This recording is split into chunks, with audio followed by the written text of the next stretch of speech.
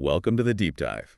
We try to cut through the noise and give you the real substance on topics you're curious about without making your head spin. Exactly. No information overload here. So today, we're getting into aging, specifically aging thoughtfully. We're drawing on the book, Aging Thoughtfully, conversations about retirement, romance, wrinkles, and regret. Right, that's the one by philosopher Martha Nussbaum and legal scholar Saul Levmore. A really interesting pairing. It is.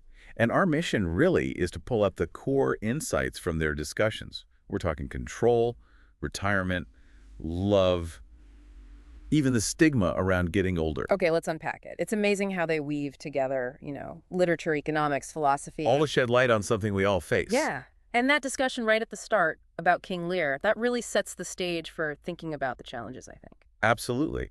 The book kicks off by looking at how people interpret Lear in relation to aging and, well, losing control. Like that director, Barbara Gaines. She sees it as everyone's story, doesn't she? Anyone aging or anyone with older relatives. It frames it as this really universal human thing. But there's another take in the book, too, which is if you play Lear as having dementia early on, Right, in Act 1. it can kind of obscure this other key theme. What happens when someone used to absolute power suddenly loses it, completely unprepared? Because he saw himself as untouchable, right? Yeah. As king. Exactly. So he's completely blindsided by needing care, by losing that control. Whether it's gradual or a shock, the play really highlights that adaptation challenge. And this is where it gets fascinating. The book argues that if you think you're immune somehow, That you won't age like other people. it actually makes it way harder to prepare. Right. It stops us admitting we're all, fundamentally dependent, Yeah. vulnerable. And that links to how we tend to generalize about aging, which the book digs into. You need some broad understanding, sure, but stereotypes are dangerous. Oh, definitely. Yeah. Those negative ideas about older people, unattractive, incompetent, useless, they're damaging. Very much so. And the book really stresses this. Denying older people agency, their ability to choose. It's dehumanizing. You don't just become an object when you get older. Your choices still matter. So shifting from the personal to the societal level, the book dives into retirement structures. It asks a pretty big question. Is the current U.S. ban on mandatory retirement actually the best system? It's a tricky area. I mean, one argument is employers might hold back from hiring older workers because they can't set a retirement age. Right. The worry about productivity may be dipping while salaries keep rising with seniority. That whole seniority thing. And it's not just the immediate salary. The book mentions how companies often pay more mid-career, sort of like backloaded wages to retain people they've trained. Okay, so they invest in training, pay more later. But then that higher pay might actually make some people stay on past their most productive point just to keep earning it. It's kind of counterintuitive. The retention tool becomes a reason to delay retirement. So what about alternatives? The book mentions defined benefit plans. Can you quickly explain those? Sure.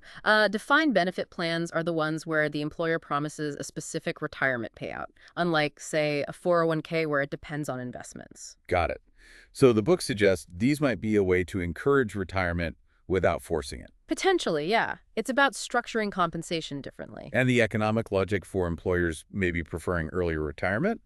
It links back to those training costs and later career wages again, doesn't it? Exactly. Because it's hard legally to reduce wages as someone gets older, even if productivity shifts. But there's a Social Security solvency issue. Yeah. The book floats a pretty controversial idea. Taxing Social Security benefits for wealthier retirees who work past the median age and still earn a lot. Yeah. The idea being to nudge them towards retiring earlier. But then you have the other side. Like, think about academics, philosophers. Nussbaum herself, probably. Many expect to be productive much later. Right. John Rawls, Hilary Putnam, working well into their later years. It highlights what the book calls the equality problem. If you treat everyone over 65 identically, You might end up treating them equally badly, like the Finnish system example they use. One size doesn't fit all. and this connects to something called adaptive preferences. It's a really key concept. Explain that a bit. Well, it's the idea that we might unconsciously lower our own expectations for ourselves as we age, just based on negative messages we get from society. So societal limits shape how we see our own potential. Pretty much. They use an example about women's self-reported health in countries with strong gender bias. The same thing could easily happen with aging. We internalize the limitations. Okay, let's switch gears. Let's talk about love and aging. Something deeply personal. Yeah, and the book tackles that head on. This misconception, especially among younger folks, that romance just It stops. really challenges that. Definitely. They use examples from opera, literature, film, Mm. like Strauss's or Rosenkavalier, a mature woman, a much younger lover. Right. And it questions why we assume her stepping back from that relationship is automatically wisdom. Maybe it's just societal pressure. Could be. And it contrasts that sort of intense, maybe idealized young love, Romeo and Juliet style, Very dramatic, focused on the image. with the potential for a different kind of love later on. Maybe deeper, built on shared lives. And the contemporary examples they use, like those films. Something's got to give. Yeah, Keaton and Nicholson, or It's Complicated with Streep and Baldwin. The 100-Foot Journey, too. They all show love being found or rediscovered amidst already established lives, right? Exactly. Rekindling attraction, figuring out romance when you're older. It's a central theme. Then there's the whole gap couples thing. Big age differences. Uh-huh. They mention celebrities, but also suggest that maybe, just maybe, as women gain more economic power, the view on older women, younger men might shift, become more accepted. Interesting thought. And almost as an aside, they mention rejection. That sometimes it's actually okay. Yeah, like it can free you up to move on, a painful positive, maybe. Okay, beyond romance, what about friendship? Hugely important as we age. Absolutely critical.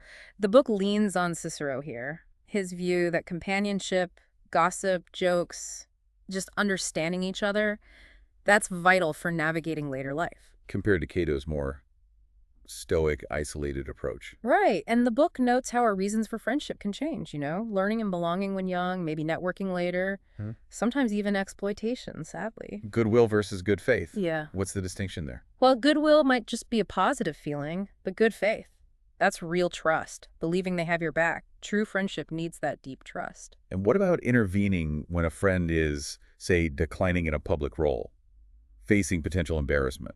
That's tricky. Extremely delicate. The book suggests it needs both, like community action and sensitive individual support. Not easy. Let's turn to the body itself, how we view physical aging, interventions. Yeah, the book looks at societal views, legal stuff, weighing self-expression against, well, pressure and the fact that some things are irreversible. The stats on cosmetic surgery are interesting. It drops off after middle age. Apparently so. And the book wonders why. Less demand. Or something else. Acceptance, maybe. And the idea that feeling young is relative. Totally. The example of older men in Japan perceived differently, maybe more distinguished, despite hair loss or whatever, because the cultural norms are different. Which brings us to stigma. The stigma of the aging body. A huge point. They link it to discussed shame and point out that aging is pretty much the only discussed stigma category everyone eventually joins. Wow, that's a stark way to put it. And that stigma isn't harmless. It can lead to self-disgust, being pushed to the margins, even affect how you seek medical help. And how you're treated. They mention elder speak. Yes. That patronizing, overly simple way some people talk to older adults, it implies incompetence. So as we age, we tend to look back more. Retrospection. And the emotions that come with it, regret, grief, maybe anger, the book explores that. Is dwelling on the past futile? Or does it help us understand ourselves, our values? It's a balance, isn't it? They use literary examples like O'Neill's Long Day's Journey into Night or Beautour's novel, showing the danger of getting completely swallowed by the past. And the flip side is presentism.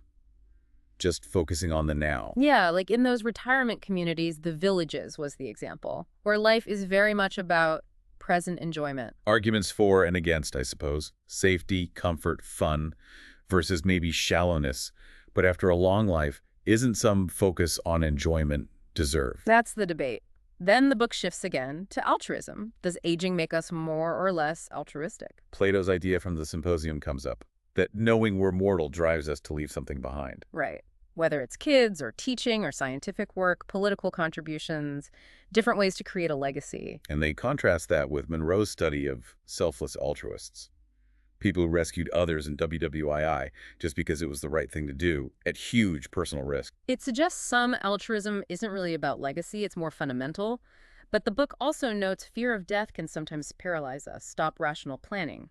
Epicurus and Lucretius get mentioned there. And this idea of a second childhood in old age, Yeah. potentially getting in the way of being altruistic. Yeah, a possible risk of becoming more self-focused again, like in infancy, instead of maintaining that broader care for others. Moving towards the end of life. Yeah. giving and inheritance. The book talks about paradoxes of giving. Uh-huh. Like, when do you give? Wait for more info. Or give now. And the classic dilemma, treat all kids equally or favor some based on need or connection. Difficult decisions. And they bring in Generation O, millennials. Yeah, the idea that this generation values keeping options open, delaying commitment, marriage, even just RSVPs.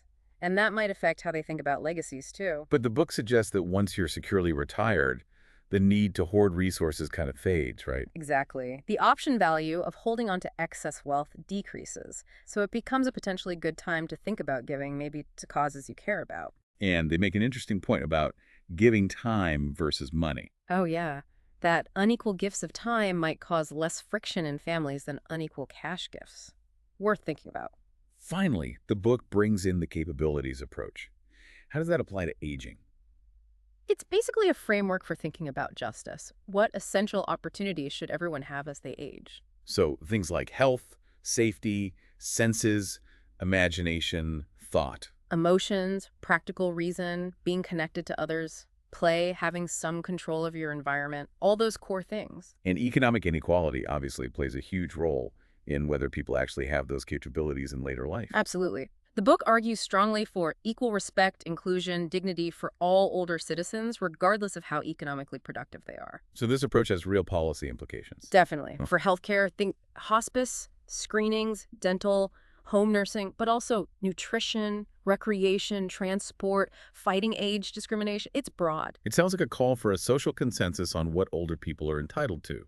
Exactly. And to push back against the idea that losing abilities in old age is just natural and something we just have to accept passively, public debate is needed. Okay, so we've covered a lot of ground here, really digging into aging thoughtfully. We've touched on control, retirement, love, stigma, our responsibilities. It really shows how complex aging is. So many individual factors, but also huge societal influences. It absolutely does. So to leave you, our listener, with something to think about, considering everything we've discussed today, all these different facets of aging, what single aspect do you think really shapes the experience of growing older the most? And following on from that, what's just one thing we could do, maybe personally or as a society, to approach that aspect more thoughtfully? Definitely something worth mulling over.